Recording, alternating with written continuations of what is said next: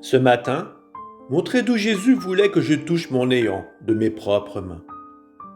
Les premières paroles qu'il m'adressa furent « Qui suis-je et qui es-tu » Cette double question fut accompagnée de deux intenses rayons de lumière.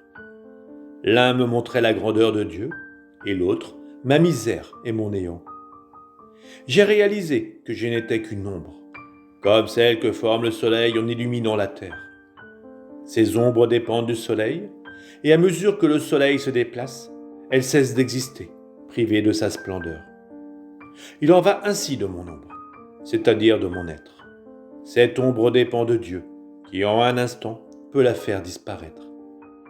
Que dire alors du fait que j'ai déformé cette ombre que le Seigneur m'avait confiée et qui ne m'appartenait même pas?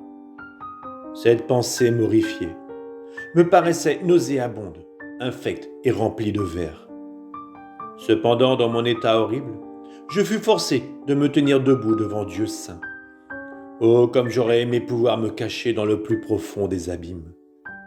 Ensuite, Jésus m'a dit, « La plus grande grâce qu'une âme puisse recevoir, c'est la connaissance de soi. La connaissance de soi et la connaissance de Dieu vont de pair. Plus tu te connais toi-même, plus tu connais Dieu. Quand l'âme a appris à se connaître, elle réalise que seule, elle ne peut rien faire de bien.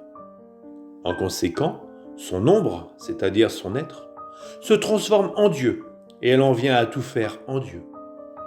Elle est en Dieu et marche à ses côtés sans regarder, sans sonder, sans parler. C'est comme si elle était morte.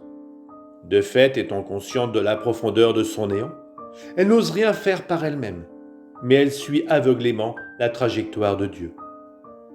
L'âme qui se connaît bien ressemble à ces personnes qui voyagent en bateau à vapeur. Sans faire un seul pas, elles entreprennent de longs voyages, mais tout se fait grâce au bateau qui les porte. Il en est de même pour l'âme, qui en confiant sa vie à Dieu, fait des envols sublimes sur les chemins de la perfection, sachant toutefois qu'elle est faite non par elle-même, mais par la grâce de Dieu.